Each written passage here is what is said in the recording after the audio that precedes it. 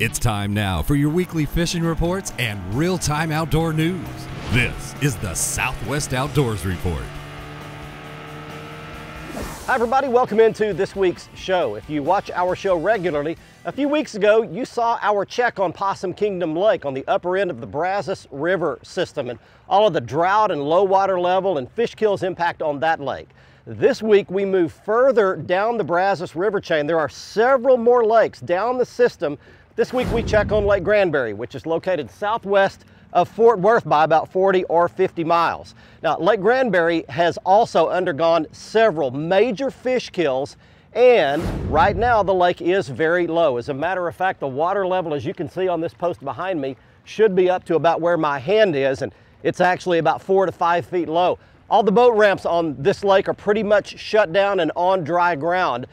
We were able to launch on a private boat ramp that someone let us use. There may still be one public boat ramp left open depending on when you actually watch this show. But at any rate, we're out today to check on the fishing on Lake Granbury, see if it's making any kind of a comeback since these fish kills and the very low drought conditions. And while we're doing that, we're taking you around the region for your fishing reports from Louisiana, Oklahoma, Texas freshwater, and Texas saltwater. We'll also have the LOWRANCE Hot Lake of the Week, show you a very good fishing lake for your upcoming fall months in Oklahoma. We'll have the Coastal Catch of the Week, someone wins free sunglasses, and we'll show you a big fish photo and a lot more in the next half hour. So stay with us.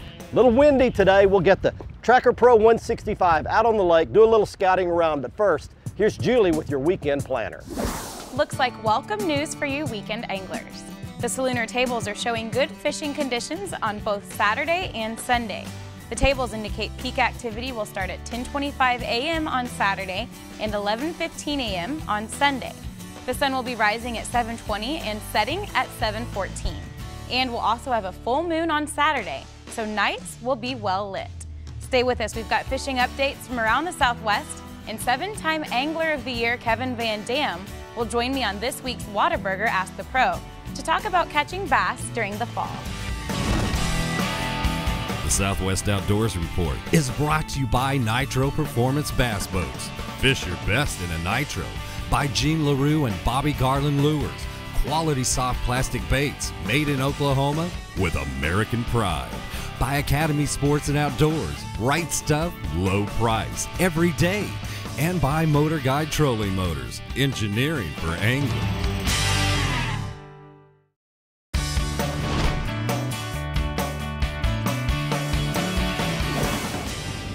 There's something. Well, I got a fish anyway. Hey, welcome back everybody. Your Southwest Outdoors Report is on the road today.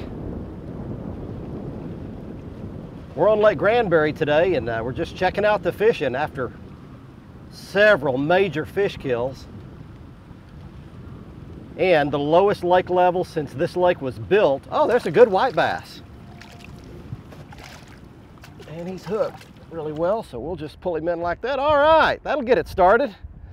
Caught him on a little Bobby Garland baby shad, little ultralight spinning rig. That's my little Wally Marshall Signature Series, my favorite little ultralight right there.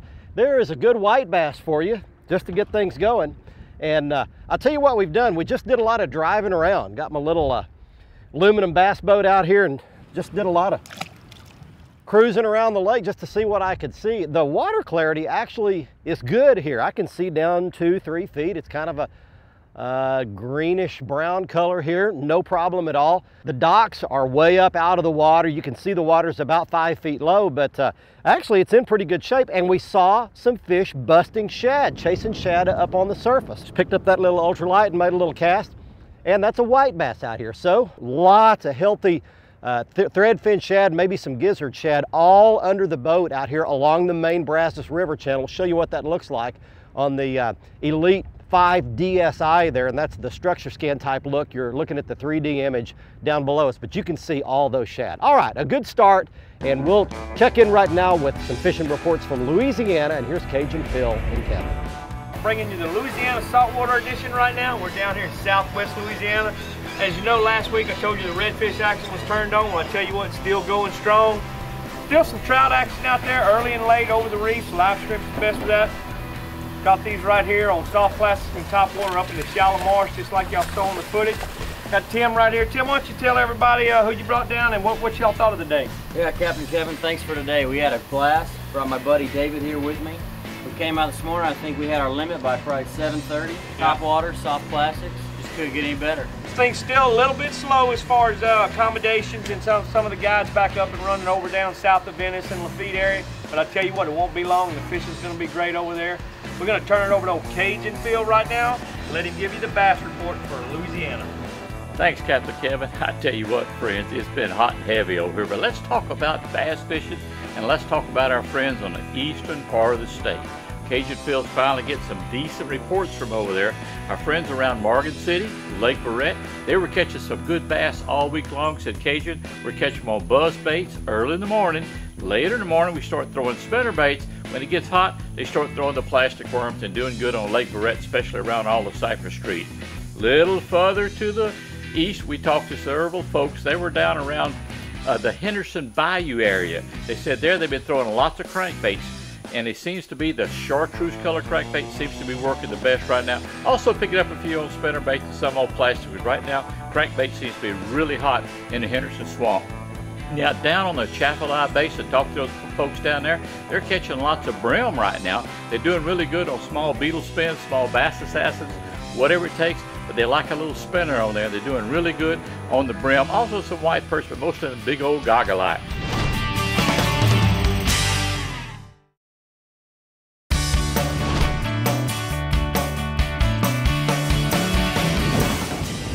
There's one. Feels like a little one. Got another one. It's two of them. I got two fish at once. Hey, welcome back, everybody. Southwest Outdoors Report. That's a little white bass right there. Let me just let him down. I think this one feels bigger. What's this? Crappie. Good crappie. Good crappie. Come in here. All right. Look at that dude.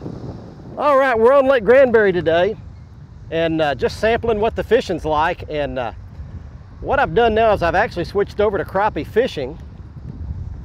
We caught some white bass earlier, caught a lot of them as a matter of fact. Caught them schooling on top, caught them on a little spoon, and caught plenty of those, and showed you one really nice one that I caught earlier.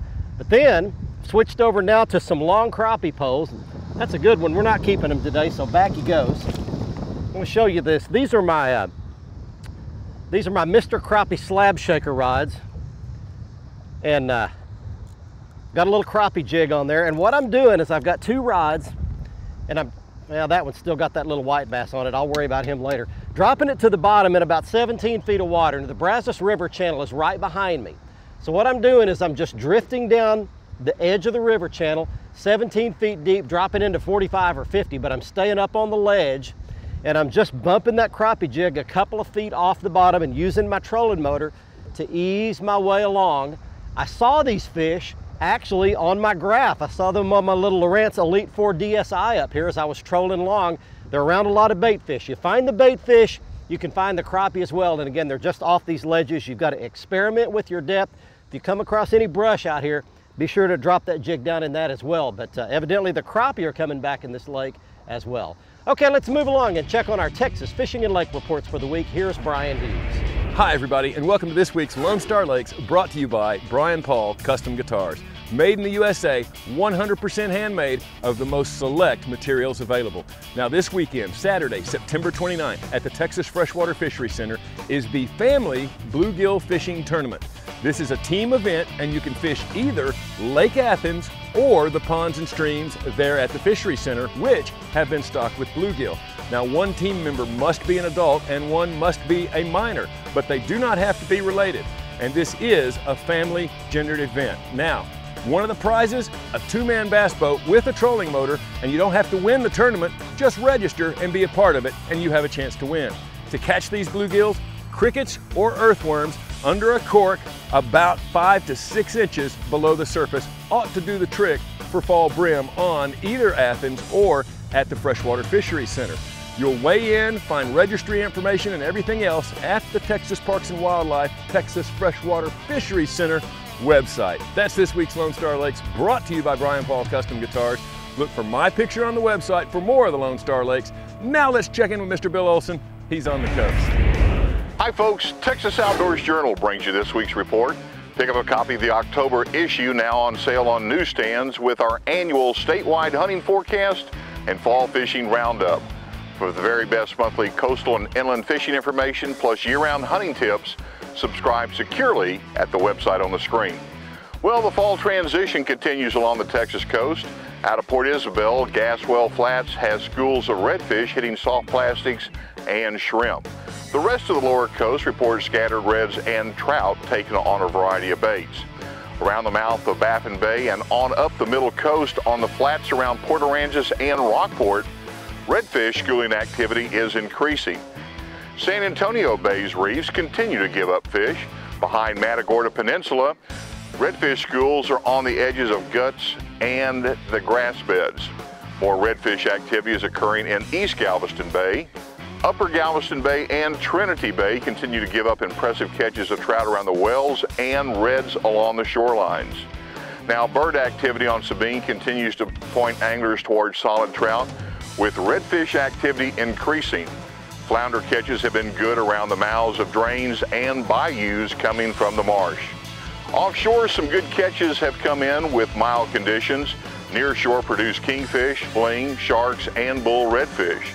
Further offshore, Dorado and blackfin tuna have been added to the mix. This weekend, both Saturday and Sunday have a double tide schedule of 2 high and 2 low tides each day. I'm Bill Olson, and I'll see you on the coast. The Southwest Outdoors Report is brought to you by Tracker Boats. Fish the finest. By LOWRANCE and the all-new HDS Gen 2 with structure map overview. By Stren Fishing Lines, the standard of dependability. By Costa Sunglasses, see what's out there. By Whataburger, proud to serve it hot and fresh 24 hours a day. And by Academy Sports and Outdoors, right stuff, low price, every day.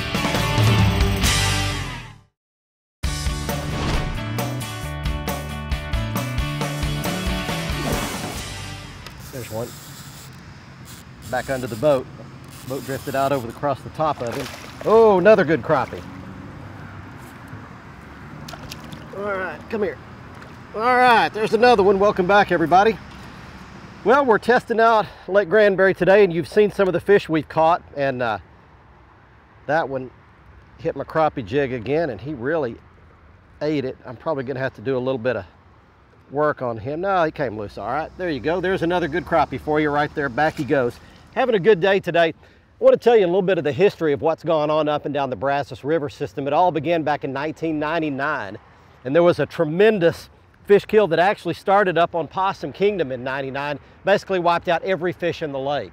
Then in 2002, it hit here at Lake Granbury, basically killed every fish in the lake. But by about 2006, most of those fish had come back, and then along about 2007, it came back and hit again, pretty much wiped the whole lake out again. So this lake has been through 2 very major fish kills, fish floating everywhere, killed every species of fish, and it's just been a very, very difficult thing. And then the drought on top of that has been especially hard on it. As I mentioned at the beginning of the show, most of the boat ramps are out of the water now. Probably all of the public boat ramps are high and dry right now, but if we can get some rain, fill this lake back up, I think it's got a good future ahead. Just gives you a little bit of a sample of what to expect here. And some of the bass fishing has come back as well.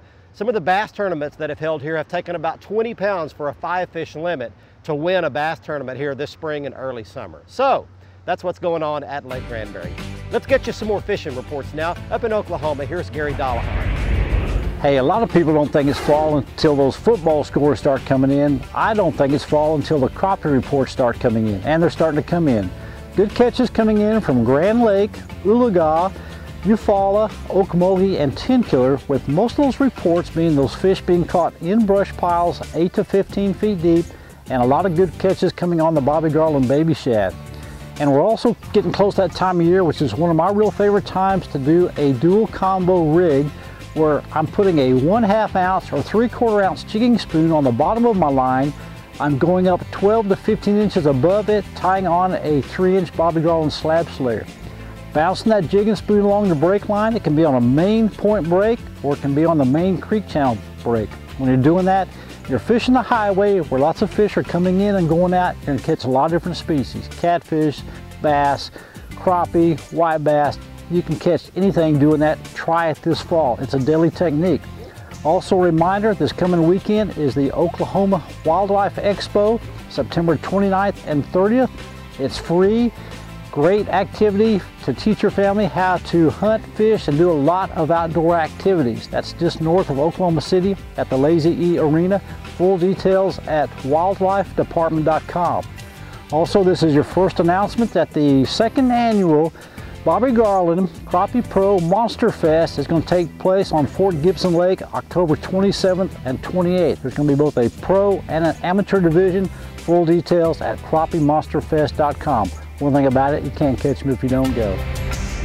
This week on your LOWRANCE Hot Lake of the Week, I'm going to be highlighting a good fishing lake for the upcoming cooler fall months.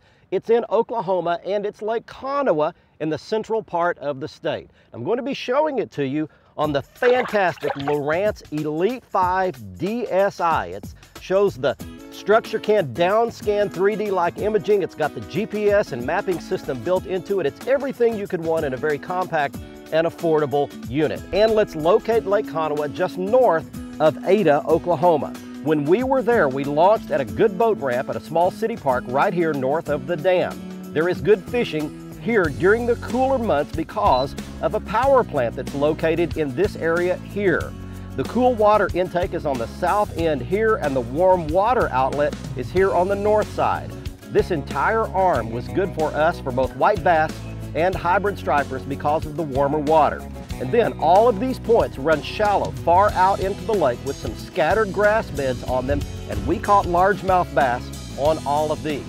Now obviously, because of the drought conditions and the fluctuating water level in many of our lakes, you'll want to check on the boat ramp conditions and the water level at Lake Conneaut before you plan your weekend fishing trip there. And that's this week's LOWRANCE Hot Lake of the Week. Stay with us. Coming up next, Julie has your Ask the Pro expert answers to your fishing questions, and I'll have your Coast to Catch of the Week, somebody's big fish photo from our region.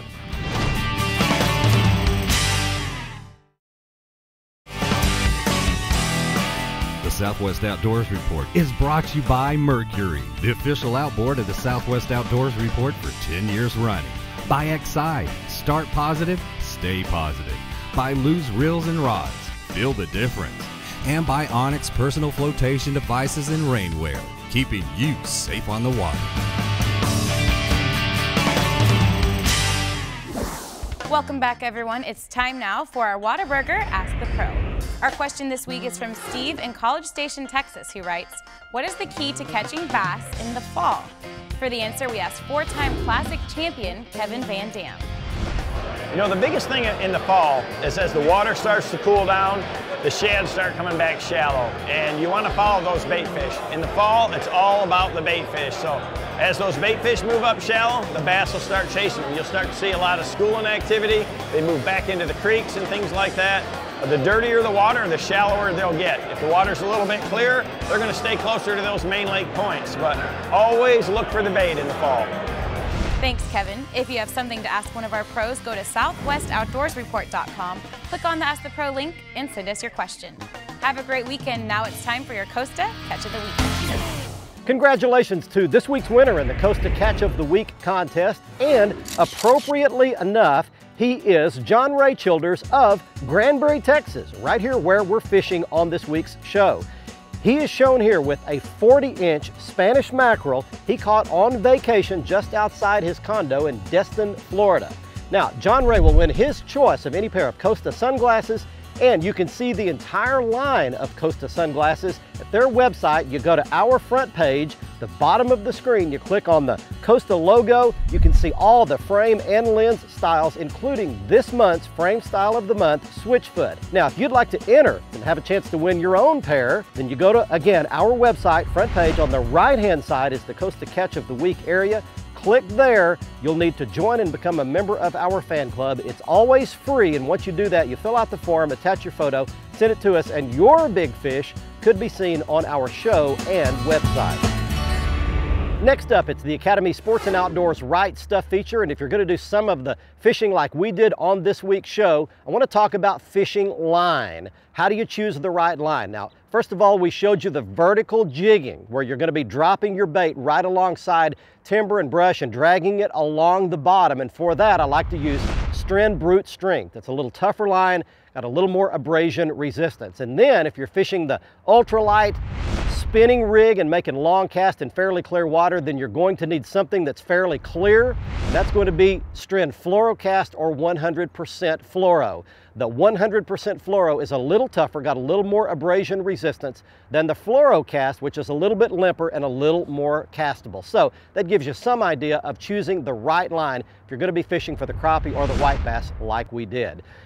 I think Lake Granbury is on its way back. It's had a really rough few years, but if we can get some water back in the lake, get these boat ramps back usable, then I think there will be some really good fishing for a long time to come if they can avoid the golden algae bloom here that's happened a couple of times and killed so many fish. Hey, don't forget that our show will be on next Thursday night at 10:30 p.m. No conflicts, no baseball games to interfere with our showtime next week, and we'll be on Saturday morning at 8 o'clock. You can always see the latest episode of our show at the front page of our website, southwestoutdoorsreport.com. You can also get to our YouTube channel from there. We've redesigned the YouTube channel, made it much more functional, much easier to find the shows that you're looking for. And again, you get there from the front page of our website, and you can always get lots of information that you won't see on the TV show on our Facebook page. And again, you get there from the front page of our website. From Lake Granbury in north central Texas, until next week, I'm Barry Stokes. Be safe, have fun. Bye-bye, y'all.